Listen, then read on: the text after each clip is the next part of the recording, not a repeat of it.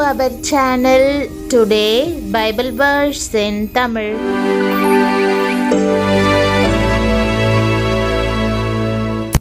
இன்றைய வசனம் எசேக்கியேல் 37 அதிகாரம் 27 வசனம். கிறிஸ்துவுக்குள் பிரியமானவர்களே, நம்முடைய ஆண்டவரும் இரட்சகருமான இயேசு கிறிஸ்துவின் வல்லமையுள்ள நாமத்தில் உங்களை வாழ்த்துகிறேன். தேவன் நம்மில் வாசம் செய்கிறவர். நாம் பரிசுத்தத்தில் வாழும்போது அவர் நம்மை தம்முடைய ஆலயமாக மாற்றுகிறார். எனவே நாம் தேவனுக்கு முழுமையாக நம்மை அர்ப்பணிப்போம். பிரியமானவர்களே, என் வாசஸ்தலம் அவர்களிடத்தில் இருக்கும். நான் அவர்கள் தேவனா இருப்பேன், அவர்கள் என் ஜனமாய் இருப்பார்கள் என்ற வாக்குதத்த வசனத்தை இன்று நாம் தியானிப்போம். மற்றொரு மொழிபெயர்ப்பில் என் உறைவிடம் அவர்கள் நடுவே இருக்கும், நான் அவர்களுக்கு தேவனாய் இருப்பேன், அவர்கள் என் ஜனமாய் இருப்பார்கள். இது எவ்வளவு அருமையான காரியம்! தேவன் நம்மோடு கூட தங்க விரும்புகிறார். பழைய ஏற்பாட்டு காலத்தில் இஸ்ரவேலர்கள் தேவனின் பிரசன்னம் தங்குவதற்கு ஒரு கூடாரத்தை அமைத்திருந்தனர். அந்த கூடாரத்தில் தான் அவர்கள் தேவனோடு உறவு கொண்டிருந்தனர். தேவன் அவர்கள் நடுவே உலாவிக் கொண்டிருந்தார். அந்த கூடாரத்தில் தான் தேவன் வசித்தார். அதுபோலவே இன்றும் கர்த்தர் நம்மை தம்முடைய வாசஸ்தலமாக மாற்றுகிறார். 1 கொரிந்தியர் 6:19 உங்கள் சரீரமானது நீங்கள் தேவனாலே பெற்றும் உங்களில் தங்கியும் இருக்கிற பரிசுத்த ஆவியினுடைய ஆலயமாய் இருக்கிறது. உங்களை நீங்களே நம்புங்கள் என்று உலகம் கூறுகிறது. ஆனால் நம்மை நாமே நம்ப முடியாது என்பதை நாம் அறிவோம். நாம் தேவனுடைய பிள்ளைகள். நாம் அவருக்கு சொந்தமானவர்கள்.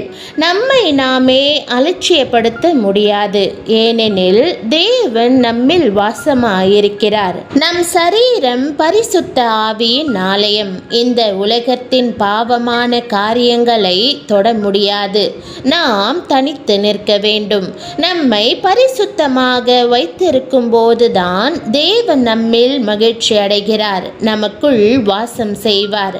வேதத்தில் தீமையை பார்க்க மாட்டாத சுத்த கண்ணனே என்று பார்க்கிறோம். அப்படியானால் பரிசுத்தமாய் வாழ நாம் எவ்வளவு அதிகமாக பாடுபட வேண்டும். பரிசுத்தமாக இருக்க நாம் விசுவாசிகளுடன் சேர்ந்து ஜெப ஐக்கியங்களில் ஈடுபட வேண்டும். நாம் உலகில் வாழ்ந்து நம்பிக்கையற்ற சூழ்நிலையில் இருந்தாலும் உலக வாழ்க்கை நம்மை மாற்றக்கூடும். எனவே நாம் தேவ பிள்ளைகளோடு எப்பொழுதும் ஐக்கியம் கொண்டிருக்க வேண்டும். உங்கள் நேரத்தை, பணத்தை, குடும்பத்தை தேவனுக்கு கொடுத்து தேவனுடைய காரியங்களில் அதிகமாய் ஈடுபடுங்கள். குடும்பமாக ஜெபியுங்கள். இப்படித்தான் உங்கள் குடும்பத்தை கர்த்தர் பரிசுத்தமாக காத்து கொள்வார். நமக்குள் தவறான புரிதல்கள் உள்ளன. ஆனால் நாம் ஜெபத்தில் ஒன்று சேரும்போது பரிசுத்த ஆவியானவர் அனைத்து தவறான புரிதல்களையும் நீக்கி அன்பில் நம்மை ஒன்றிணைக்கிறார். எனவே விசுவாசிகளுடனும் ஜெப வீரர்களுடனும் ஜெப கூட்டங்களிலும் ஐக்கியப்படுங்கள். உங்கள் சரீரங்களை தேவனுக்கு கொடுத்து அவருக்காக வாழ உங்கள் வாழ்க்கையை அர்ப்பணியுங்கள். இயேசு சீக்கிரமாய் வருகிறார். ஆகவே நாம் இன்னும் பரிசுத்தமாக, நீதி உள்ளவர்களாக மாறுவோம். பரிசுத்தமுள்ளவன் இன்னும் பரிசுத்தமாகட்டும், நீதியுள்ளவன் இன்னும் நீதி செய்யட்டும். அவர் சீக்கிரமாய் வருகிறார். பிரியமானவர்களே, காத்திருங்கள். உங்கள் சரீரங்களை தேவன் வாழும் ஒரு இருப்பிடமாக மாற்றுங்கள். உலக பிரசித்தி பெற்ற ஒரு தேவ ஊழியரின் குடும்பம் ஒரு சந்தர்ப்பத்தில் எண்ணற்ற இன்னல்களை சந்திக்க நேரிட்டது. ஒரு நாள் காலை குடும்ப ஜெபத்தில் அவர்கள் அனைவரும் தேவனிடம், ஆண்டவரே, நீர் எங்கே இருக்கிறீர்? பொல்லாத மனுஷர் ஏன் மேற்கொள்கிறார்கள்? ஏன் மென்மேலும் தாக்கப்படுகிறோம்? நீர் எங்கே போய்விட்டீர் என்று கதறினார்கள். அப்போது பரிசுத்த ஆவியானவர் அவர்களை நிரப்பி அவர்களுக்கு அவருக்குள் எழும்பினார். ஆண்டவராகிய இயேசு பரிசுத்த ஆவியானவர் மூலமாக, என் பிள்ளைகளே, உங்களையன்றி எனக்கு யாருண்டு? எனக்கு பிரியமல்லாதவற்றை செய்துவிட்டதாக நீங்கள் ஏன் நினைக்கிறீர்கள்?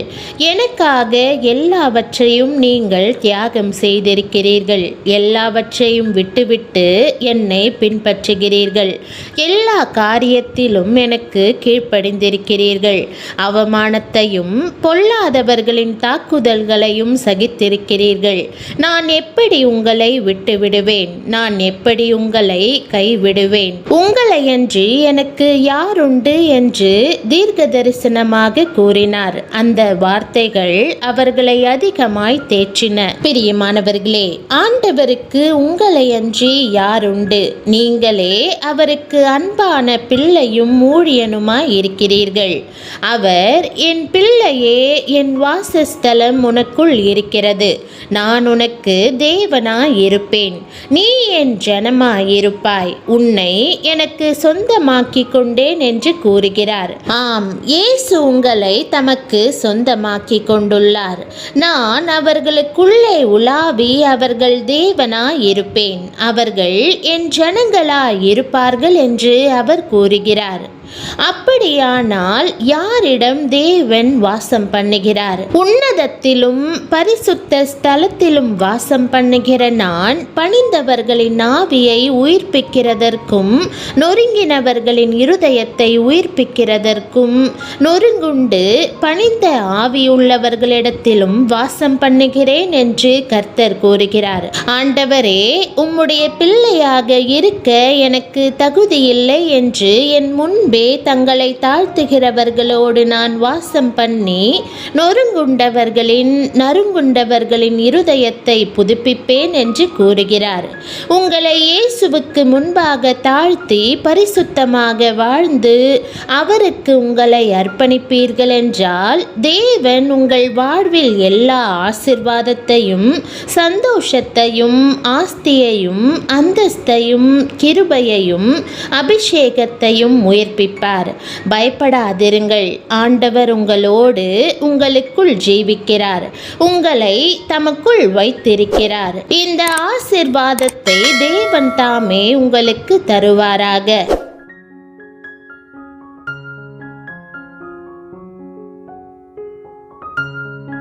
ஜெபம். அன்பின் பரலோக தகப்பனே, என்னோடு வாழ்வதாக நீர் கொடுத்துள்ள வாக்குத்தத்தத்திற்காக உமக்கு நன்றி செலுத்துகிறேன். உமக்கு முன்பாக நான் என்னை தாழ்த்தி பரிசுத்தமும் நீதியுமாக வாழும்படி என்னை அர்ப்பணிக்கும் இந்த தருணத்தில் தானே உம்முடைய பிரசன்னத்தை உணர எனக்கு உதவி செய்யும். நீர் என்னுள் இருப்பதை நான் அனுபவித்து அறிய வேண்டும் என்றும், நீர் எனக்கு புத்துயிர் அளித்து உயர்த்த வேண்டும் என்றும் ஜெபிக்கிறேன். நான் இழந்தவை எல்லாம் இரட்டிப்பாக திரும்பட்டும். உம்முடைய பிரசன்னமும் அபிஷேகமும் எப்போதும் என்னுள் இருக்கட்டும்.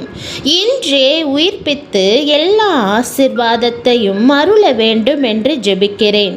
என் இருதயத்தை உமது வீடாக மாற்றியதற்காக உமக்கு நன்றி கூறுகிறேன். அதுபோல என் சரீரத்தையும் பரிசுத்த வாசஸ்தலமாகவும் தூய்மையாகவும் உமக்கு பிரியமாகவும் மாற்றுவீராக. அசுத்தமானதை தொட்டதற்காக என்னை மன்னியும். உமது ஆவியால் என்னை பரிசுத்தப்படுத்தும். உலக வாழ்க்கையிலிருந்து என்னை பிரித்து பரிசுத்தத்தில் நடக்க எனக்கு உதவி செய்யும். உம்முடைய ஊழியர்கள் எப்பொழுதும் என்னை சூழ்ந்திருக்கவும் உமது நாமத்தை மகிமைப்படுத்தவும் கிருபை புரிவீராக. நான் உமக்கு முன்பாக தகுதியானவளாக காணப்பட உம்முடைய வருகைக்கு என்னை ஆயத்தப்படுத்தும். நான் என் வாழ்க்கையின் அனைத்தையும் உமக்கு அர்ப்பணிக்கிறேன்.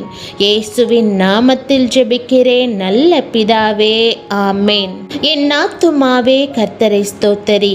என் முழு உள்ளமே அவருடைய பரிசுத்த நாமத்தை ஸ்தோத்தரி. என் ஆத்துமாவே கர்த்தரை ஸ்தோத்தரி. அவர் செய்த சகல உபகாரங்களையும் மறவாதே. ஆமேன். தேவனுடைய நாமம் மகிமைப்படுவதாக. ஆமேன்.